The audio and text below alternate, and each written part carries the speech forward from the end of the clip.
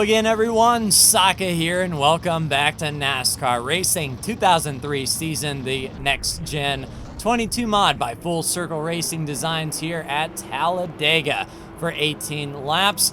And we are in our X4 Tides of Avarice Camaro behind Corey LaJoie there. Brandon is on that outside line in that 27 A-Shock Toyota, and we are ready for the second race in this round at Talladega.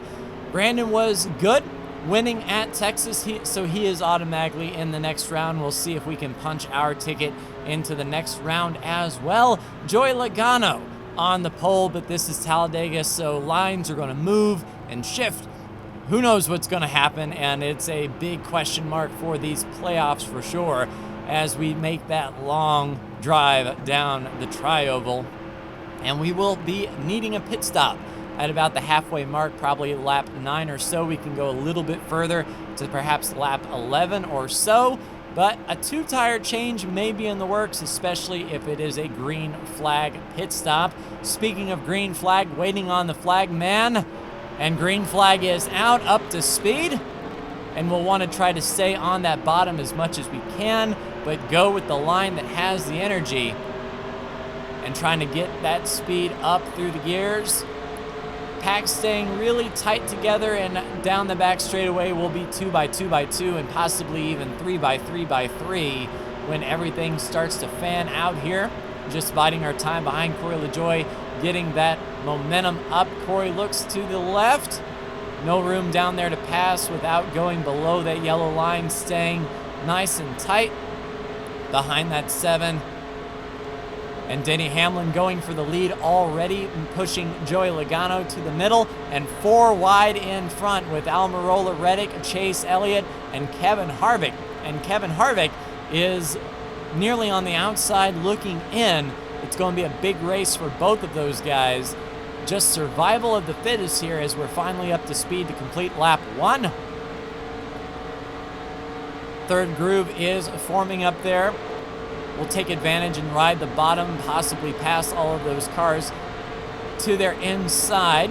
Bottom lane looks to have a little bit of momentum. We have Austin Dillon behind us providing a push to the rear. And that looks tricksy on our outside, right off our nose there, possibly 4 wide in front. Not a good time to go dive bombing as they're leaning on one another and really looking under Corey LaJoie. Almost putting the nose in. Austin Dillon almost putting the nose in on us. Ooh, touch that apron a little bit loose. Pitch and catch. Dillon gives us a little bit of space, but nowhere to go with Corey LaJoie hanging that yellow line, but a massive pack in front of us here. And this is the kind of conditions that we're going to be running in, at least up into pit stops, I believe. Really tight racing in front. Briscoe, I would say in the middle, but there's actually 2 middle cars with Briscoe and Elliott. They're together. Saw that happening. We got to the apron and sliding. Brandon on the bottom as well. Getting past that big accident. We'll be running back to the line and single file restarting when we do restart this race. It's still too early to come down pit road, so we'll probably be staying out here, but we'll take a look at that incident, see what cars have damage, see if any chase drivers are caught up in that. We saw Chase Elliott get into Chase Briscoe, and that's what seemed to set the whole thing off, try to get a run on the 7, but Corey LaJoie will beat us back to the line. We will line up behind the 7, and no worse for the wear. So lap 3, there was that 4 wide with Kurt Busch, Briscoe, and oh, it almost looked 5 wide with Logano up there. And there is the touch with Logano and into the wall, and just the track closes up. It's going to be easier to say who is not involved as Eric Jones goes for a big ride, another car on its lid this week. So from the helicopter, you can see things go wrong right there as everyone tries to get slowed up. Harvick involved. There's Ryan Blaney, the 38 of Gilliland, tries to come in. Haley and Cody Ware in it as well. A lot of cars involved, some with minor damage, some with a little bit more major damage, but Ryan Blaney down there in the grass, that's going to be huge for championship implications. And here comes the wreck off of 2. The track just closes up as we tend to see there at Talladega, and that entire high line is completely blocked. So coming to lap 7, riding in 7th behind the 7th. Let's see if lucky number 7 bodes well for us here. We're a few laps away from pit stops. This yellow flag was able to prolong our fuel just a little bit. We can take less fuel when we do come down, but we will have to come down pit road probably a few laps after we get up to speed. And that could be dangerous if everyone gets double file. Looking in the mirror, there's Brandon on the bottom, and I don't see a whole lot of cars behind him. It's like a single file group, and I don't think the pack will have as much energy as it had before that crash, but we're able to finally get to the bottom. Brandon with a push to the rear bumper up to BJ MacLeod. We can go 3 wide under him and Cole Custer as well. And the leader, William Byron, trying to make the move and get back to the line in front. We'll see if we can pass William before the start-finish line and lead a lap here. And we do have to be mindful of those AI cars. If they decide to come to pit road, they're going to turn hard left into the pit entry, whether we're there or not. And I believe that will be 1 lap lead for us right there on the bottom, carrying that speed. The high line with Hamlin and BJ MacLeod is forming up there. Kurt Busch on the bottom with us as well. So possibly a 20 car pack. Perhaps we might have lost half the cars, whether it be to damage or completely out of the race. We'll track any chase drivers that are out at the end of the event. And running that bottom, Brandon pushing us down into the corner. Austin Dillon on the bottom and 3 wide behind Brandon as well. 3 by 3 by 3. That's going to help break up the pack just a little bit, but Hamlin on that high side with a lot of speed. Brandon on the bottom blocking Austin Dillon. And Hamlin is one to watch out for in this event for sure. If he can get a good push off the nose of the car behind him, he will be fast indeed. So we have our pack formed up, and it looks like a second pack a little bit behind that. We'll see how pit stops shake things out. If we all pitted under yellow, we would stay in this pack to the end, I would say. But pit stops might break us up with some different strategy and different time on pit road. We have a chance to really make a good gap, I think, on pit road if everything goes our way. And the pack is formed back up. Chase Elliott behind Austin Dillon there, who is in that incident but sustained no damage, was mainly just pushed around, it would seem. And we're going to have to start looking to the left and coming down pit road when able. We definitely don't want to slide any tires, so a straight entry is preferred. Brandon holding off the 3, and Austin Dillon looks extremely racy today. If he can get that push off of Chase Elliott, Austin Dillon might be very fast as well. Brandon with a little bit of a bump down the back straightaway goes to block Austin Dillon, who is all alone down there with a gap to Kyle Busch. Elliott and Kurt Busch on that outside groove trying to make that work. And the rest of the pack ensues. Keeping it to the outside, Austin Dillon coming to pit road, so the start of the pit cycle has begun. And if the yellow flag comes out now, Austin Dillon will be in a very good position like he was at Michigan earlier this year with the weird finish that we had. And you can see that pit stop sort of broke up our pack away. It's a 4-car breakaway or so, and then back to the main pack. And I don't know if the main pack is going to be pitting this time or not. Chase down on the bottom helping Brandon. We're trying to pull Alex Bowman and Kurt Busch to that outside. Still clear off the nose. We'll be looking down to pit road to see if we can get our service clean. And a few more did break away. Chase Elliott stays out with us. And since there is no loss in time and tire wear, we can afford to stay out as long as the fuel tank has fuel in it. And a much smaller pack, perhaps to come down to pit road, just 5 cars or so. We don't have to worry about getting run over from behind, at least not as much as a big pack coming in. Trying to see if there was a yellow that came out due to some disagreements coming on or off pit road, but everyone seemed to get on and off pit road well enough. And we can see gaps starting to form. Ricky Stenhouse Jr. is in front of us all alone. And I believe that's Eric Almirola latching on to the back of Kurt Busch as well. Here we come. Down to pit road speed. Let's not slide the tires. We want to keep our left sides on if possible. And qualifying in the back, we've got one of the first stalls on pit road here. Let's go, boys. Right side's on.